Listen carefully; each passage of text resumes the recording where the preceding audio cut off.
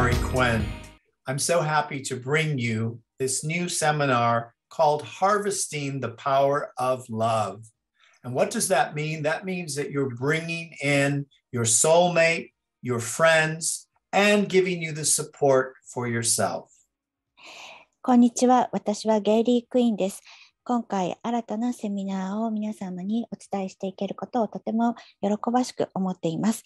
今回の内容は愛のパワーを鍛えていく内容になります。これはソウルメイトを引き寄せたり、お友達やご自分自身を応援してくれるような存在を呼び寄せることになります。Everyone is always looking for something in life, but the secret is love. 人は誰でも人生に何かを求めていますが、でも私たちが求めているものというのは結局愛ですね。Unfortunately, people don't know what love is. そして残念なことに人は愛とは何であるかをよく分かっていません。Or they're looking for love in all the wrong places. もしくは間違った場所で愛を探し続けているという場合があります。So if you're serious about love, we talk about self-love.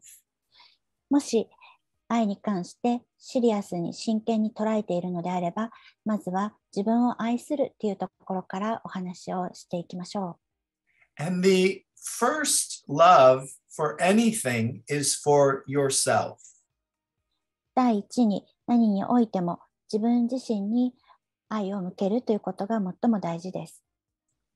Even if you're looking for your love mate, your soulmate, or your partner, もし愛する伴侶、ソウルメイトとかパートナーを求めているというのであれば、Love is all around.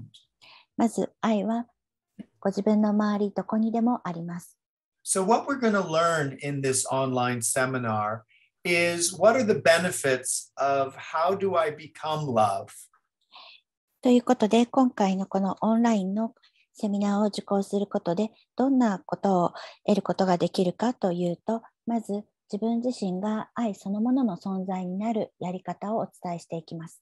Because if you want to attract your perfect partner, you really need to know you first and love yourself first.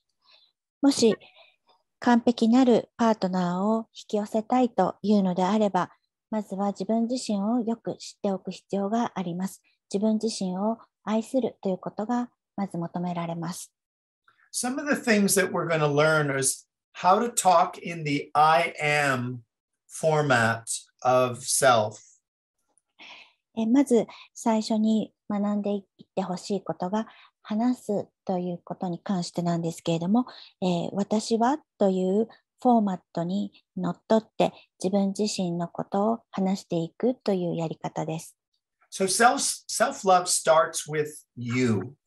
まず自分自身を愛するっていうのは自分から始まります。Sometimes people have a hard time saying, I love myself. まず自分自身を愛していますという言葉を言うのに時に難しさを覚える時があります。Don't be afraid to love yourself. 自分を愛するということに怯えないでください。I hope you'll join me for this deep love seminar. 今回のとても深い愛のセミナーにぜひ皆さんご参加ください。Until next time, I'll see you at the seminar. I'm Gary Quinn. 次回セミナーでお目にかかりましょう。私はゲイリー・クイーンです。